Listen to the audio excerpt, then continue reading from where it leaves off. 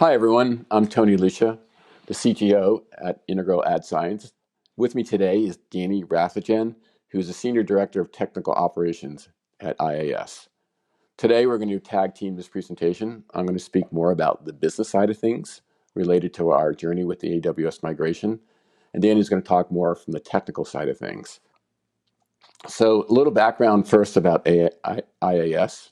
So we're in the ad verification business. So our solutions help media buyers and sellers across the ad landscape to improve their digital ad campaign performance. So basically, we try to improve the ROI on a campaign. So we're in the middle of the media buy and the sales transaction, and we take our technology and we collect a lot of data to drive our solutions into the marketplace, ultimately to help our customers as far as their ad campaigns.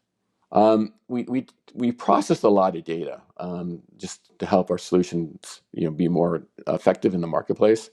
We process about 800 billion transactions a day, about 2 trillion events a month. This is across desktop, web, mobile, social, and video. So as we mentioned, we offer different solutions in the verification arena for ad fraud, viewability, optimization, and our new solution is in the contextual space, looking at the content that's on the page to be able to determine what's being said on the page and be able to determine how to position and how to target ads, based on the content that's in the page. So our journey, now we're getting into the AWS migration. We started this journey, about a year ago this time. Our journey consisted of, looking at what we had, which is our current environment. Our current environment was a number of colos that we had in place, spread over many locations. It was a very capital intense environment, and it also was difficult to provision equipment to meet the demands of the business as we continue to grow, and as we look at our global footprint. It was difficult to make things happen quickly in our current environment to accommodate our customers. Again, because of our global reach, we needed to be close to where the activities were occurring. So the current environment was, again, very labor intense, very inefficient from a cost perspective, very inefficient from managing our the peaks and valleys that are in our typical volumes that we experience at any given time. So the challenge that we had and the opportunities, as I said, we're a very data-driven business. The environment wasn't scalable. We needed a way to manage this activity in a more holistic way.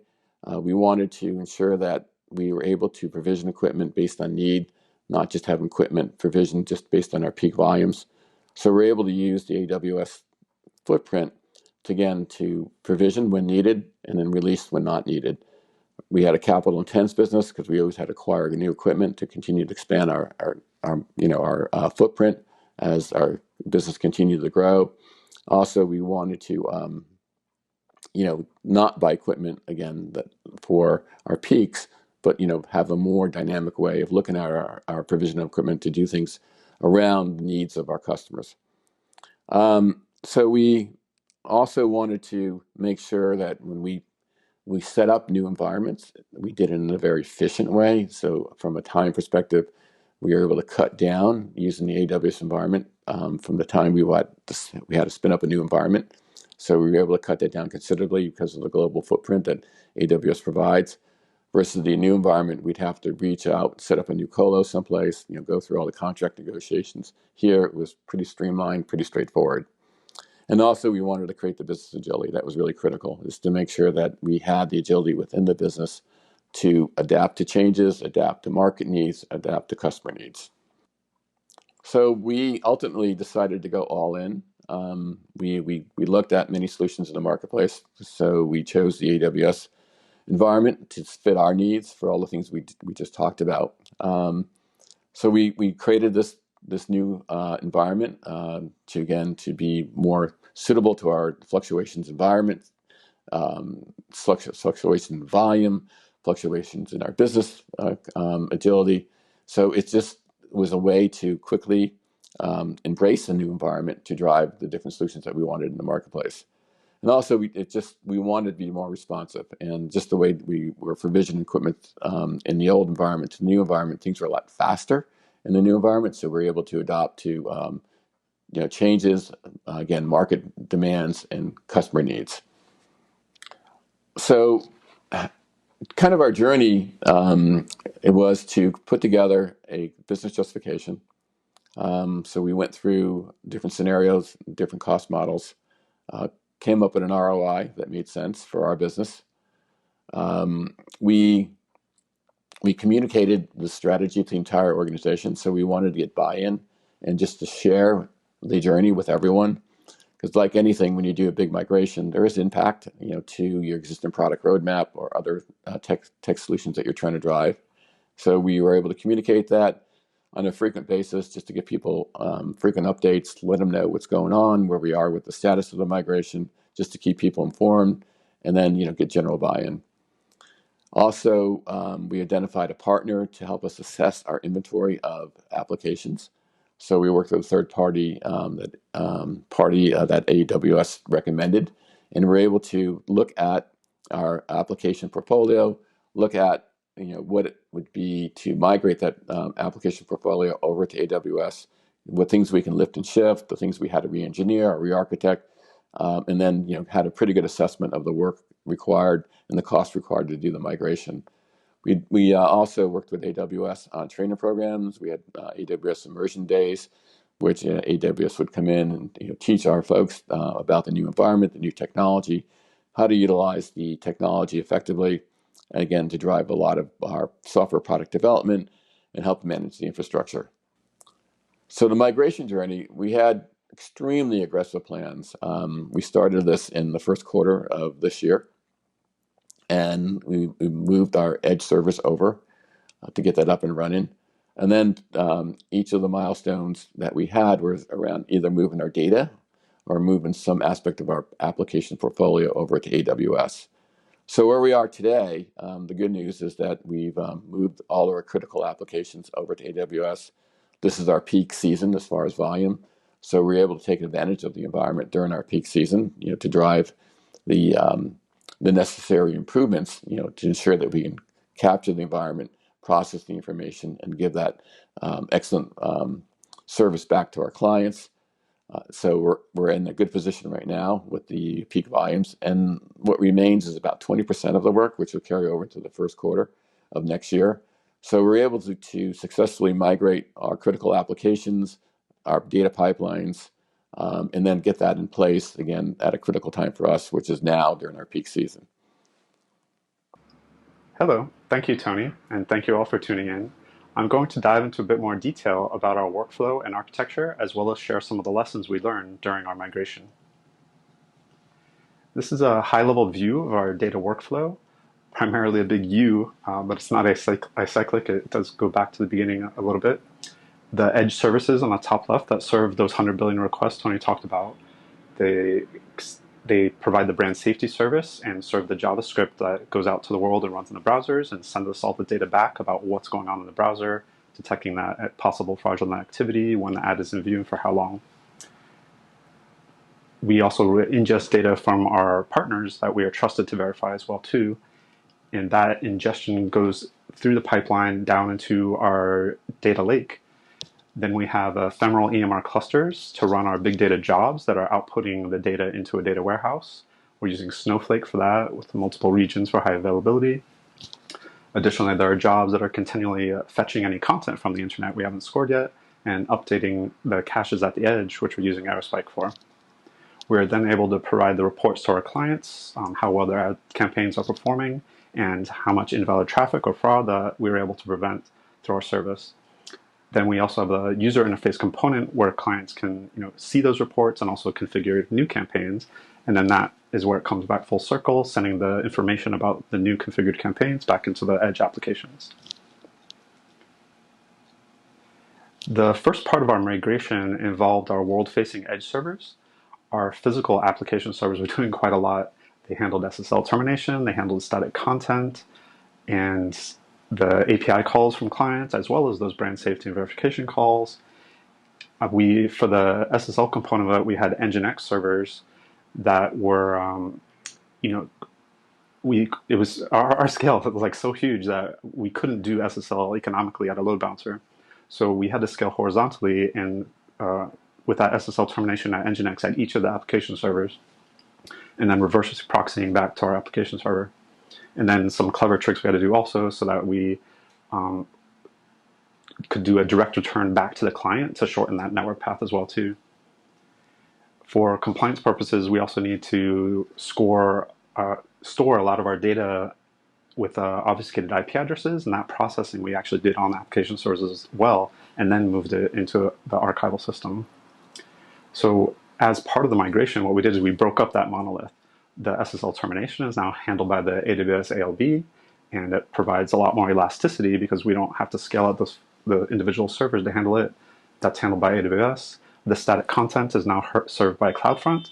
That improves latency because we were essentially serving as a CDN ourselves using Anycast, but we had a limited finite amount of physical location. So leveraging the CloudFront global footprint puts that data closer to our clients and improves the performance. We were also able to separate those different types of services to different pools of servers through even through the same FQDN by analyzing the path and sending it to different target groups. And we were able to optimize each of those groups for the different performance behaviors that we needed. And we were also actually just able to stop the access logging on the application servers because now that the SSL termination was handled by the ALB, we enabled it to send those logs directly to S3. And now we just do the archival directly from S3, and that reduced the space needed for each of our servers, and it reduced that background processing that caused a slight performance impact to us. This shows a little more detail about our current architecture for that world-facing application. We do still have Nginx in front of Tomcat, but it's doing a lot less nowadays. It's focused on just doing the compression. We're serving about 16 petabyte of JavaScript out to the world every month, and so it's a lot of CPU to compress it. So doing so optimally, we have a custom library. We use libzng compiled in so that it's a bit more efficient on the CPU usage for doing that compression. We're using RDS for the config data that goes in the application, the Aerospike cluster I mentioned for the scoring data, and a few internal services like geolocation, where we actually use multiple geolocation services, and we follow the minority report model. We exclude the one that doesn't agree for better accuracy. We have a process that's sending the event records into S3 as well. I'll go into a little more detail about that. And we also have a streaming process as well for doing the stuff that we need to analyze more quickly, such as our neo real-time fraud service that will detect suspicious behavior and get those sources back into the application very quickly so that we can block additional impressions from that. And then that's it for the architecture. I'll go into a little more detail about our core data pipeline. This is the log transfer aspect of it from the edge, collecting all those 100 billion events a day. We have a signal bus and orchestration system that coordinates the processing of that data. And then we have the data lake and those ephemeral EMR jobs I mentioned earlier that are processing all of that data. So for the log transfer, we created a daemon that sends the event logs into S3 in the local region. And then we rely on S3 cross-region replication to transfer the data into our central data lake. To validate that the event logs are written, we also store the data in DynamoDB.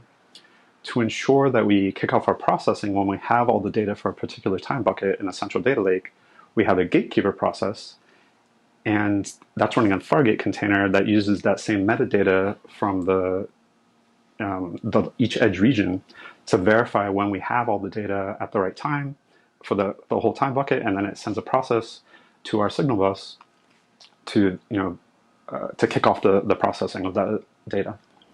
Using the signal bus removes the tight coupling between the processes and allows us for triggering multiple downstream jobs. These are airflow coordination that's happening, that they're weighting the signals to kick off the jobs that run in the EMR clusters. We also like our DynamoDBs.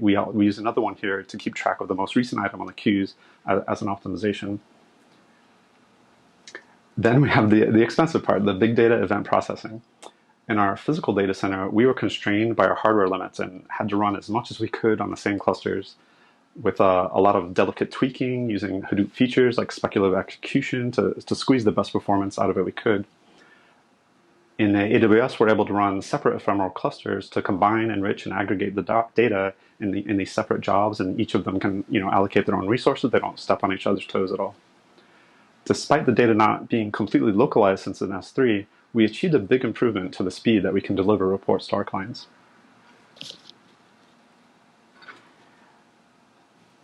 Of course, nothing is ever perfect. Cross-region replication is an economical way to move that data across the world to our central processing data lake. But we did have to work around some issues with that process due to the eventual consistency model of that replication. When you overwrite objects in S3, it's kind of results in a box of chocolates. So you aren't really sure which content you're going to get. And listing objects is also not reliable right away either until that consistency completes. To work around that uncertainty of which chocolate you will get when overriding data to the same date-time partitions, we add a unique identifier. We just avoid ever overriding the same object path. Having that arbitrary identifier also helps developers to differentiate the data fields or the data that's tied to a specific run. So we found an advantage to it that way as well too. For the issue of the listing not being consistent right away, we leverage EMR-FS that provides a way of ensuring consistency of the data between EMR jobs and another DynamoDB for the metadata. The self-provisioned DynamoDB that comes with the AMRFS setup by default. We actually ran into some capacity issues at our scale at about 40K operations per second. So what we did is we created a long-running DynamoDB separate with on-demand capacity so it could scale up. And then when we spin up the ephemeral EMR clusters, we just point them at that existing DynamoDB. We leveraged the EMR-FS CLI also with a setup so that if we do write some data into the S3 buckets, we can update the DynamoDB separately so that the jobs running inside EMR can leverage the EMR-FS to stay in sync.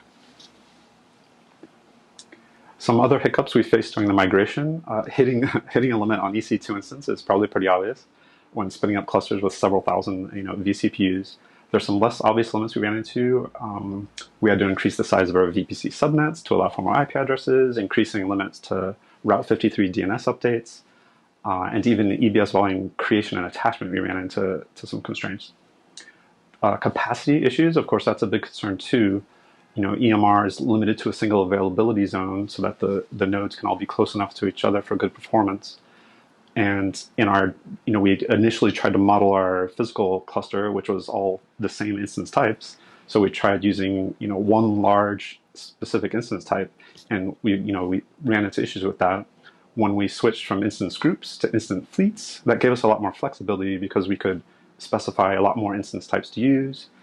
And also there was an increase to the limit from 5 to 15. So the best, we found the best workaround there was to, give a lot more options so that we can find the capacity. One key point to realize why you can't just specify a specific type is that AWS allocates capacity based on the specific instance type.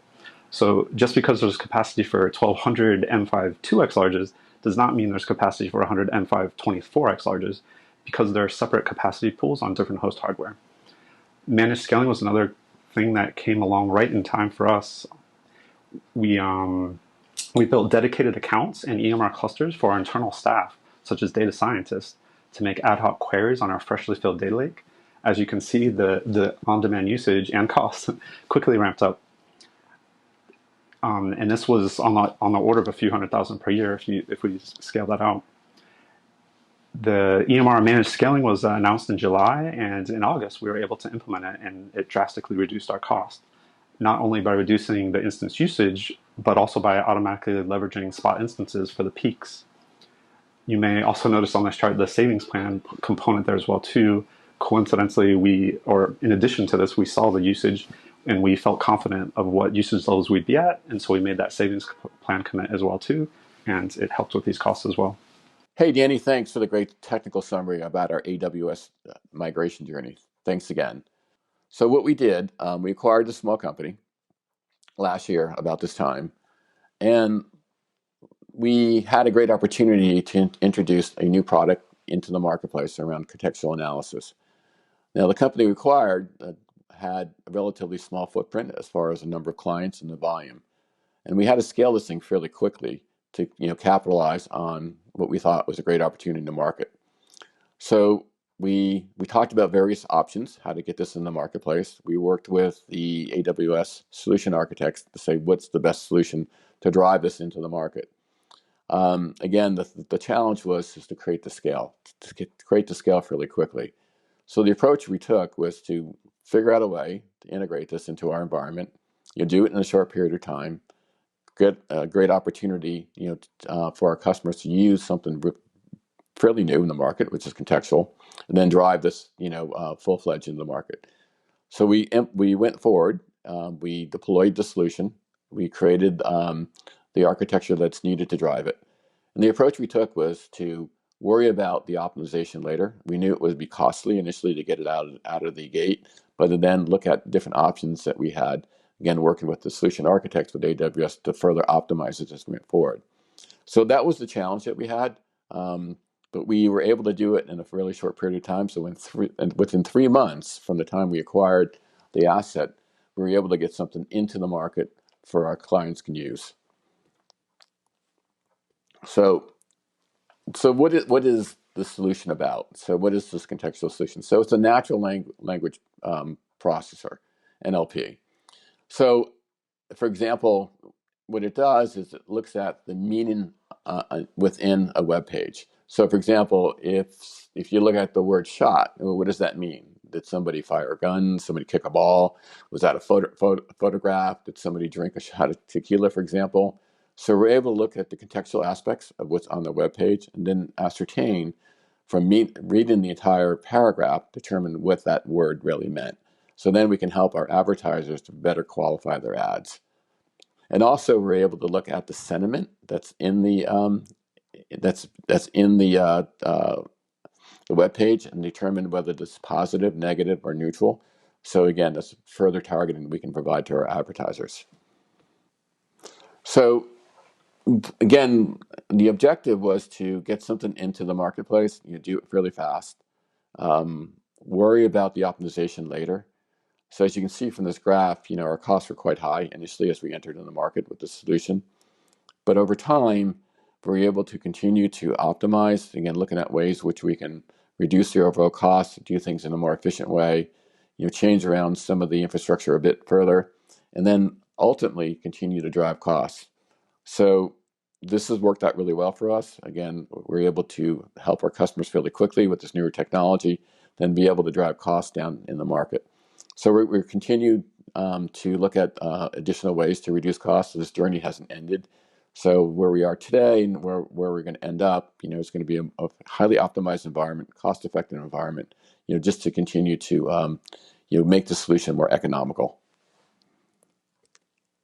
So back to Danny to kind of explain some of the technical aspects of the solution.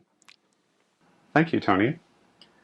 As Tony mentioned, our big challenge was the scale, integrating this new technology, and then we had to scale it up very dramatically. Luckily, the acquisition also resulted in some great new colleagues to help us achieve this. The performance goal was very fast. We had to make sure we're answering all of these requests in under 10 milliseconds for 99% of the requests. If we did not already know the contextual score to be able to answer that quickly, then we have to kick off a pretty complex process behind the scenes where we're fetching the content from the website, which can be a little more challenging than it sounds to do so graciously, to translate. As we mentioned, if we have certain models have native language models, or certain contextual analysis have native language models, and if they don't, we have to use machine translation to translate it and to be able to do the analysis stage. And then we have to write that data back to those front-end caches.